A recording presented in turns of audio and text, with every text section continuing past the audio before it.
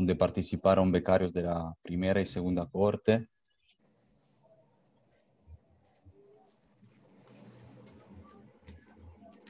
Esta fue la salida de campo. Tuvimos una primera parte en el sitio arqueológico de Pachacamac y después fuimos a ver una finca agroecológica. Eso todo en Lima.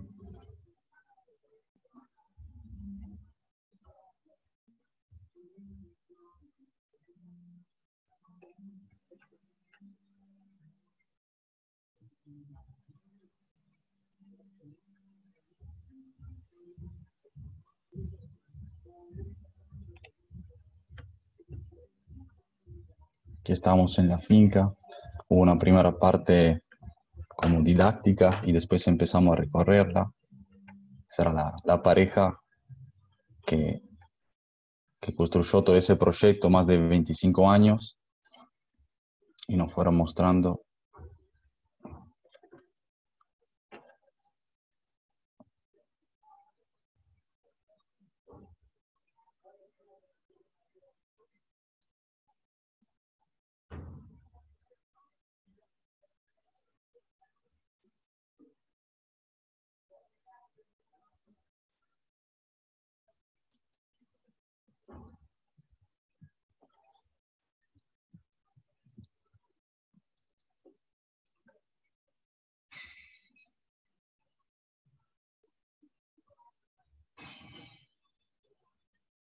y después se cerró todo la visita con una rica comida, con todos productos de la finca.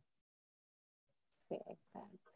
Agradecerle a Leonardo, nuestro Por las becario fotos. Leonardo, por las fotos increíbles que sacó y el El álbum que nos fotógrafo. permitió, el gran fotógrafo, sí, allí disfrutando el almuerzo. Ahí está Carmen. Una experiencia muy hermosa. Ahora quizás alguna de las becarias pueda también transmitir lo que fue esa experiencia, ¿no? Y aquí estamos en el Museo de Antropología del CISA, que es el lugar que nos hospedó para toda la semana del seminario. Finalizamos con música, allí con el Música. conjunto de los chicos, que fue increíble. Y ahí está el grupito de las becarias y becarios, y ahí el cierre de lo que ha sido ese hermoso seminario en Lima. Bueno, nosotros queremos antes que nada agradecerles también porque están presentes Miriam Paredes, Walter Pengue, están presentes también Alejandra Arce, está presente, no sé si Anita Dorrego, que son como nuestras importantes figuras para nosotros y fundamentalmente para las becarias y los becarios por el compromiso que han hecho y que siguen haciendo para que estos trabajos se vean el resultado que ya está teniendo y que va a ser realmente muy importante. Me encantaría también, si ellos quisieran y desearían intervenir, me parecía importante que Walter, Miriam, Ale o Ana pudieran también tener la voz y la palabra, ¿no?, en este espacio, y por supuesto las becarias y los becarios que deseen. ¿Puedo hacer una pregunta a justo a estas personas que mencionas, Karina? Muchas gracias por la presentación. A vos, Claire, sí, por supuesto. Y a Roxana, creo que, o sea, las fotos que justo, las fotos hermosas que acabamos de ver, creo que todos lo reconocemos como algo de comunidad de práctica, algo que intentamos fomentar también en este espacio. Y una de nuestras preguntas con este programa fue sabemos que todos los proyectos tienen muchos estudiantes. El hecho que es un cohorte, que ustedes están juntos, o sea, eso es una pregunta para los estudiantes. ¿Cómo eso ayuda o no a ustedes estar en este tipo de grupo? Y otro para la Miriam, Walter, etcétera. ¿Cómo ven, hay un impacto a su institución, su universidad, por tener este cohorte de este programa de becarios? O sea, porque también tenemos esta idea que cómo podemos incidir o apoyar las universidades en la región. Entonces, dos preguntas, una para los becarios de cómo está incidiendo esta comunidad de práctica y otra más bien a los profesores de cómo este programa está incidiendo en sus instituciones. Entonces, damos el chance a los becarios, pueden encender el micrófono y participar y contribuir, ¿no?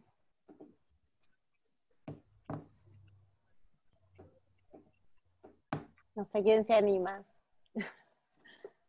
Karina, tú que lo conoces, tal vez puedes nombrar algunos. Roxana, Larisa, sí, Claudia, Sandra, quien desee comenzar. Buenas tardes, Bienvenida, Roxana. Karina, compañeras, compañeros, Miriam, que me está acompañando en la tesis también como tutora, profesor Walter y a todos, Alexander y a todos, muy buenas tardes.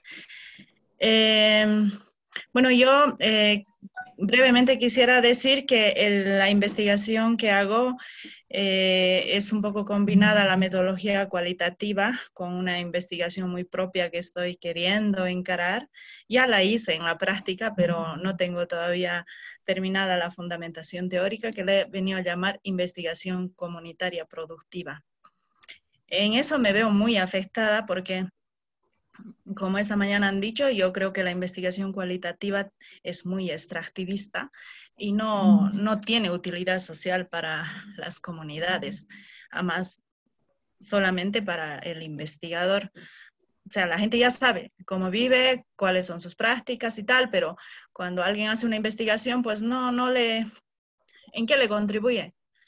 No sé, hasta ahora no he visto que le contribuya en algo, porque además es una información muy técnica, ¿no?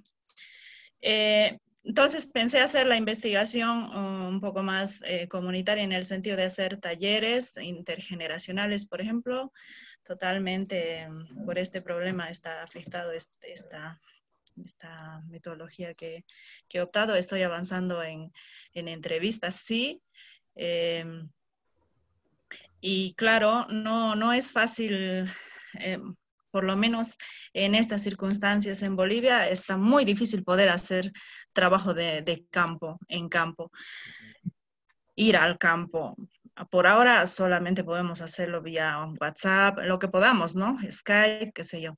Entonces, el impacto es grande para nosotros, que sobre todo para mí, que me afecta muchísimo. No tengo no quiero darle mucho peso a la investigación cualitativa, sino al propio método que estoy queriendo o estoy emprendiendo. Gracias, Roxana. Larisa, tú quisieras compartir más bien de tu experiencia en el sentido de la pregunta que ha planteado Claire también, ¿no? ¿Cómo está contribuyendo a ti esta comunidad de prácticas que se está creando con los estudiantes y de qué manera ahora con esta nueva situación se está afectando a tu investigación?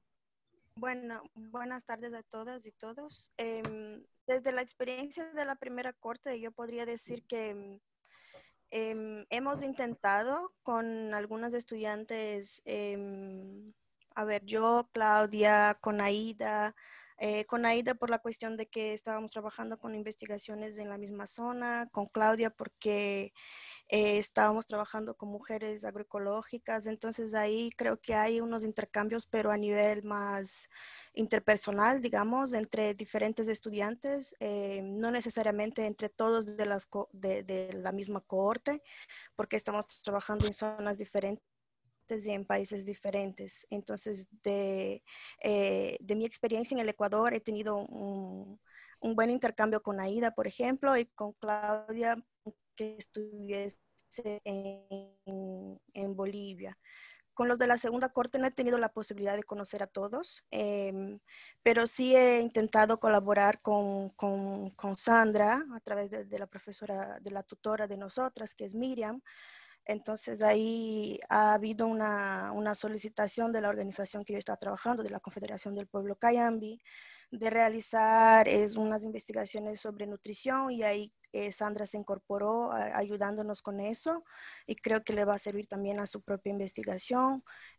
Un poco en conversación con Leonardo también por otro proyecto que vamos a seguir realizando allá en Cayambe sobre la agrobiodiversidad y la dieta de las familias agroecológicas. Entonces, esos intercambios se dieron más a un nivel interpersonal y ayudado también por la tutora.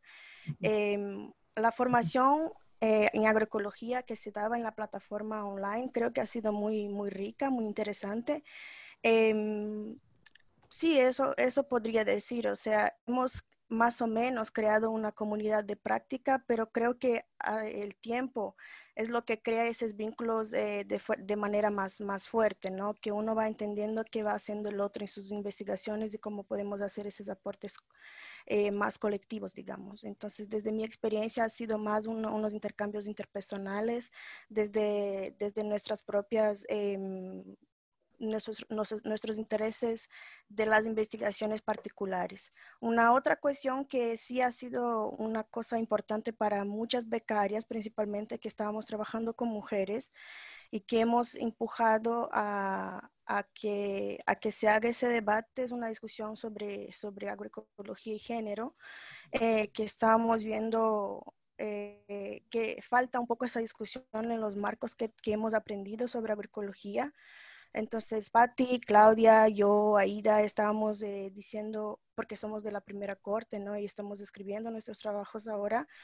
Y en el proceso de análisis hemos visto que los marcos nos ayudan con indicadores o con marcos, o sea, frameworks de análisis, pero cuando llega la cuestión de género todavía nos faltaba esa formación y entonces hemos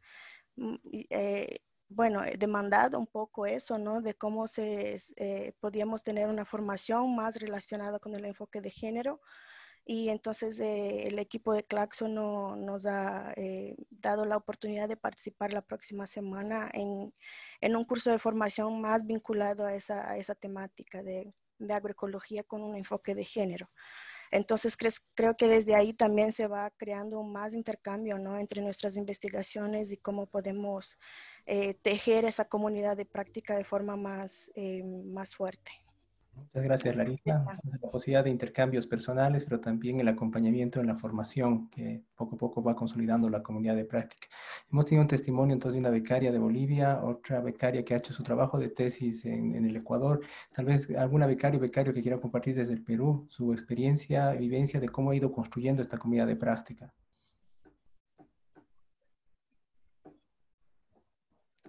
Karina y Alessandra tal vez me ayudan a mencionar alguna de ellas y invitarles. No sé si Dani estás, Pierina. Dani, Pierina. Ahí Pierina levanta la mano. Ahí va. Doris. Pierina, También Doris Romero, Está Pierina. Doris también. Están ahí. Pierina, adelante. Pierina está, ahí va. Hola, Pierina. No se te escucha, Pierina. Ahí está Dani.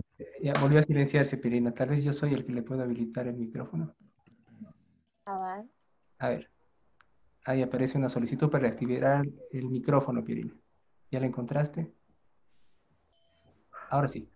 Pierina, creo que te escuchamos ahora. No.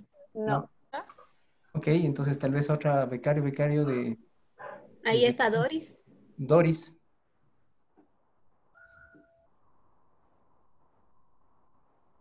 Creo que tampoco se escucha. Yo podría... Ahí está Dani. Va Dani, con micrófono. Dani. Bueno, Dani. muchas gracias por la oportunidad. De hecho, siempre es muy oportuno más bien dar espacio a las mujeres, ¿no? Porque estamos en tiempos en la que, pues, la posibilidad de crear conocimiento son mucho más asequibles, incluso desde la neurociencia, para las mujeres. Entonces, pero como no han podido comentar mis compañeros, pues voy a comentarles brevemente, ¿no? Adelante, Dani. Tu experiencia como formar una comunidad de práctica con estudiantes y cómo ha ido contribuido a tu propia formación, ¿no? Sí, bueno, yo vengo de una comunidad indígena, Aymara, la provincia más lejana del Perú, tomando referencia a Lima.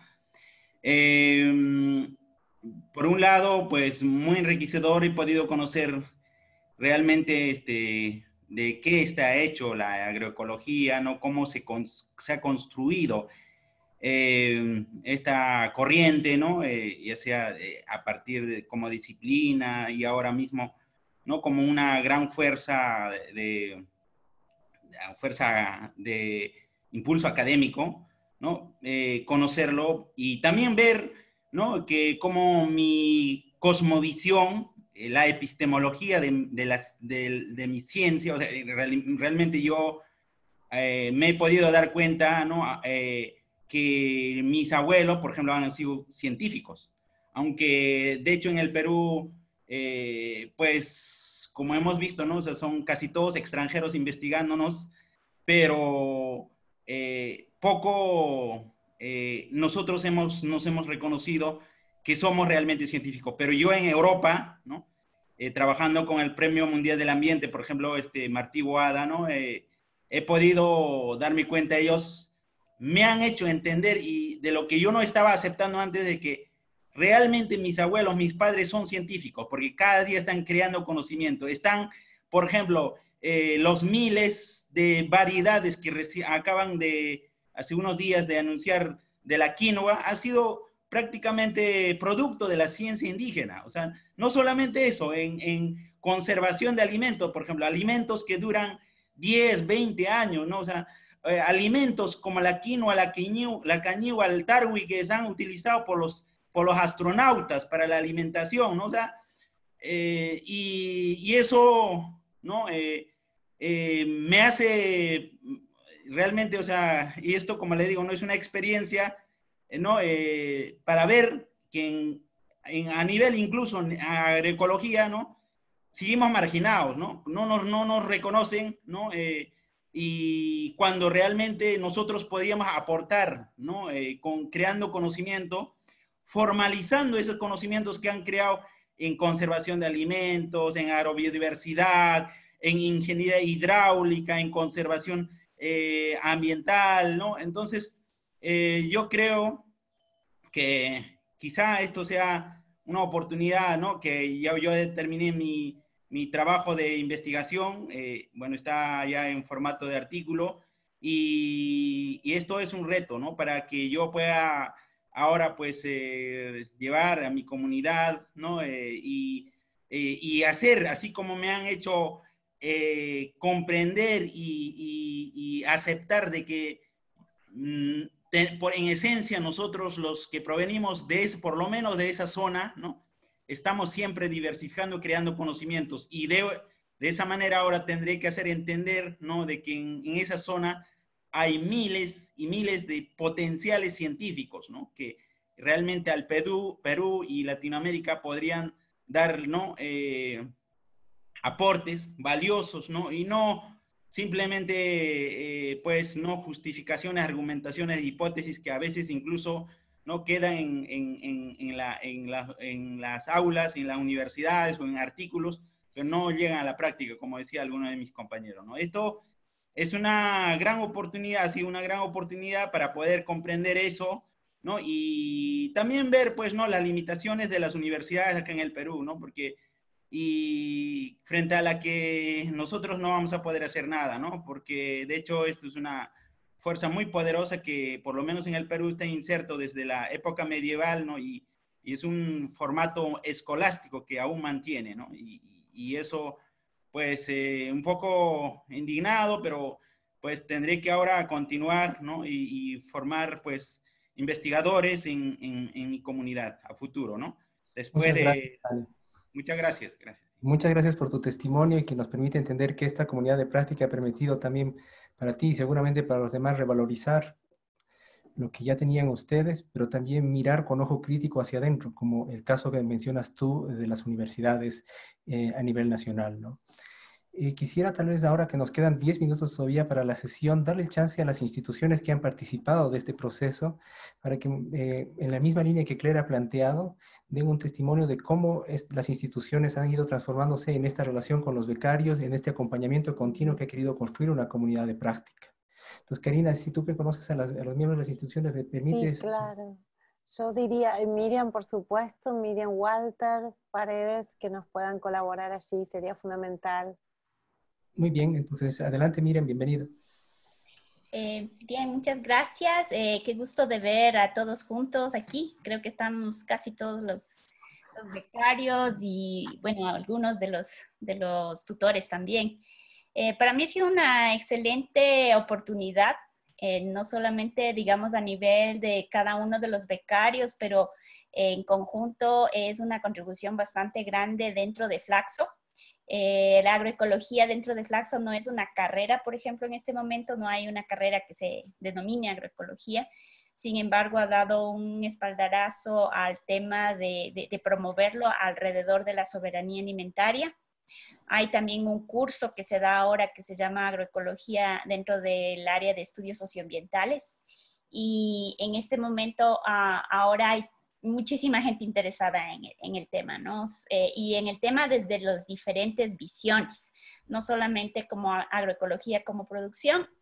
Y eso nos gusta bastante porque nuestra universidad se llama Facultad Latinoamericana de Ciencias Sociales.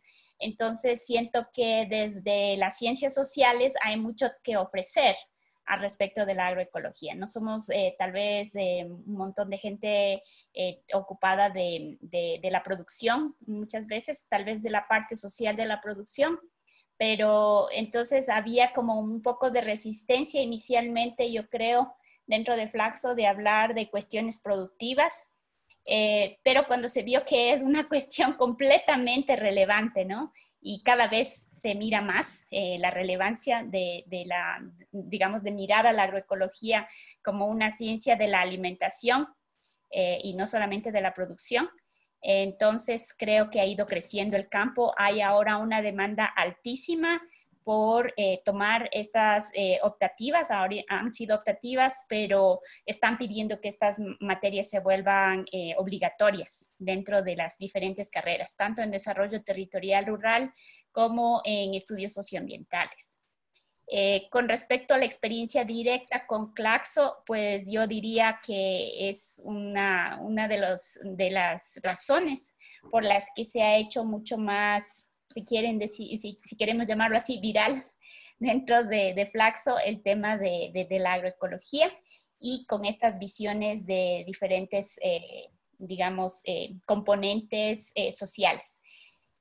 Por ejemplo, quería mencionar lo que decía Larisa, ¿no? Que en la agroecología no se ha trabajado muchísimo el tema de género porque justamente es un campo en construcción y realmente yo creo que las diferentes investigaciones que ustedes, los becarios y becarias tienen, van a contribuir justamente con estas nuevas visiones y una de esas es el tema de género dentro de la agroecología.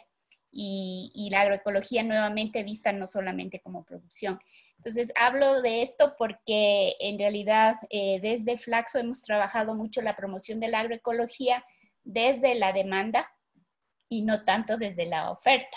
¿Sí? Estamos trabajando fuertemente el tema de consumo agroalimentario y desde ahí estamos tratando de promover la visión agroecológica más bien territorial que solamente desde lo rural o desde un solo sitio. Entonces, siento que trabajar con Claxo, tener estudiantes becarios que van a trabajar con esta visión, nos permite avanzar en esta agenda que es mucho más allá que solamente, digamos, estudiar técnicas, que mucha gente lo entendía así al inicio dentro de Flaxo, ¿sí? Y ahora siento que estamos como comenzando a entender la real importancia de algo como la agroecología en lo que le llamamos soberanía alimentaria, en estudios agroalimentarios en general.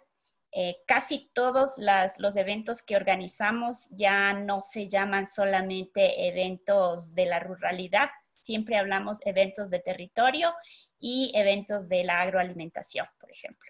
Entonces yo siento que ha sido una coincidencia muy benéfica, digamos, tanto para la agroecología en Latinoamérica, pero también para nosotros como institución, visibilizar muchísimo más la importancia de esta perspectiva.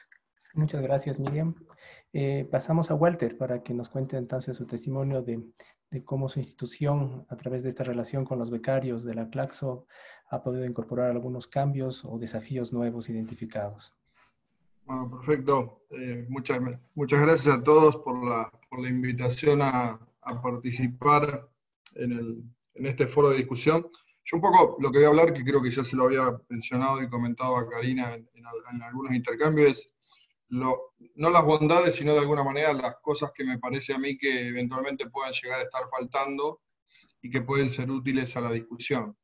Me parece que en la primera etapa del análisis vinculado con este proceso de agroecología, básicamente que ustedes focalizaron como agroecología andina, se trabajó bastante desde la mirada de lo que podríamos hablar de la sociología rural o del desarrollo rural, digamos, desde los estudios de la sociología como tal.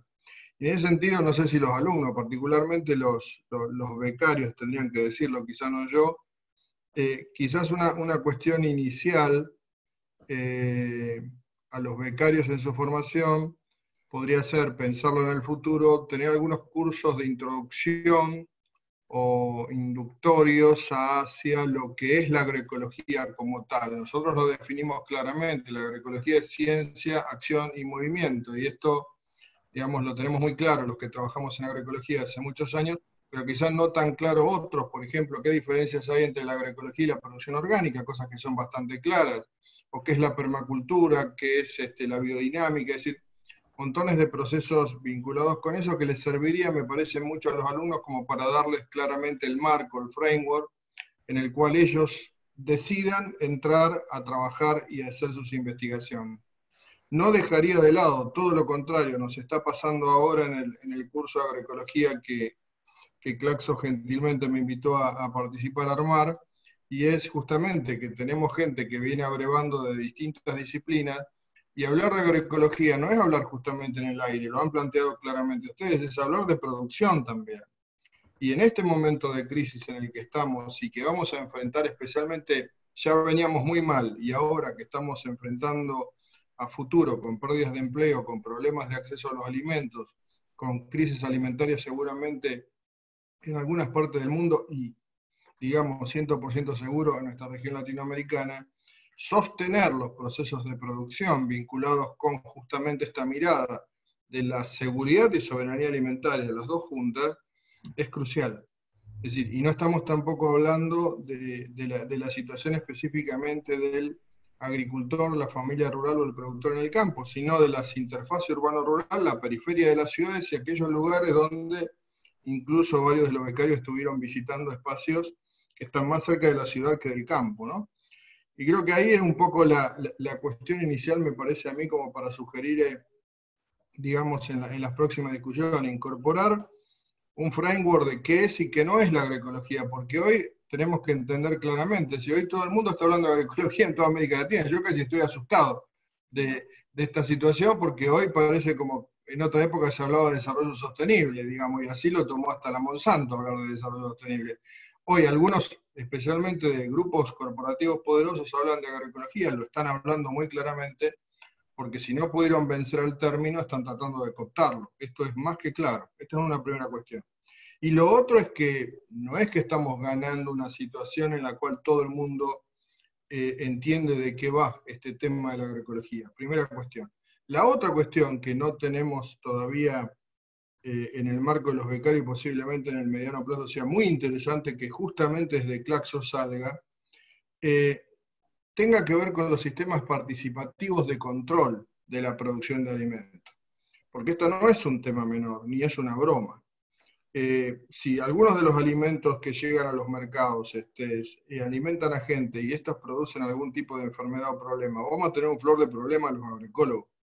Es decir, y ahí los sistemas participativos de garantías, no los sistemas de control a través de la producción orgánica, que son carísimos para los agricultores, sino sistemas participativos de garantía, me parece que pueden ser muy útiles a incorporar en este proceso, porque la verdad que el objetivo del agricultor no es solamente la autoproducción de alimentos, en muchos casos lo es, sino es llegar a los mercados, y a los mercados locales en particular, y en la construcción, digamos, de otro proceso. Y a eso yo le agregaría este tema de la agroecología, una componente importante también, particularmente en nuestras regiones, que son dos problemas que tienen los productores, que es la comercialización y otros modelos de acceso que no tengan que ver con los accesos convencionales, porque siempre pierden ellos. Entonces ahí la economía social y solidaria, junto con la economía ecológica, me parece que son dos aportes muy importantes a hacer. Y lo último es que es muy claro que es el hecho que no hay una agroecología como tal, es decir, no hay una agroecología andina como tal. Es decir, hay una agroecología que abreva con información proveniente de la riqueza y tan diversa como lo es, desde la zona de la costa, desde la selva, desde otros países, desde otros continentes también. Y me parece que ese proceso endogámico no ayuda tanto a una discusión más amplia de la agroecología, tanto desde el plano académico-científico como desde el plano social. Yo invitaría a abrir un poco los espacios hacia toda la riqueza que hay en Europa, en los Estados Unidos, en África, en Asia, y abrevar en esa información amplia, y quizás en el mediano plazo también pensar en ampliar este proceso de agroecología andina en el que ustedes están trabajando hoy en día, que me parece excelente, pero que no es lo único. Es decir, son algunas experiencias estas, pero ¿qué de la agroecología, por ejemplo, hablando del argentino, del uruguayo, del sur de Brasil hoy, o la gente que mismo tenemos en el curso de agroecología participando en este mismo momento? Me están enriqueciendo el curso porque lo estamos invitando a participar. Y esa integración, sumado a los materiales, nos genera unos foros riquísimos en el que todos aprendemos. Y ahí está la verdadera comunidad de práctica. La verdad que es una excelente idea. Bueno, no les tomo más tiempo. Muchas gracias. Muchas gracias, Walter. Hemos tenido entonces testimonios de tanto estudiantes como profesores de las distintas instituciones involucradas, y muchísimas gracias también al equipo de Claxo por haber hecho esta síntesis interesante de cómo estas dos cohortes han ido construyendo una comunidad de práctica, ¿no? Entonces agradezco a cada uno su participación y el haber asistido hoy a compartir esta experiencia que sin duda enriquece esta comunidad de práctica de la comunidad de los Andes de la Fundación Magnite. Entonces, sin otro comentario más, les agradezco muchísimo el haber asistido a esta sesión, y ánimo a los becarios que están escribiendo sus tesis. Y, no, creo que en principio no hay uno de cada evaluación para esta presentación, le he revisado ya, y cierro entonces en este momento de participación. Muchísimas gracias. Gracias a ustedes. Gracias Un a ustedes. placer. Gracias a todos. Gracias a todos por estar. Que estén muy bien. Gracias. Chao, Claire. Gracias, Sergio. Gracias a ustedes. Gracias, buenas tardes. Un gusto. Gracias.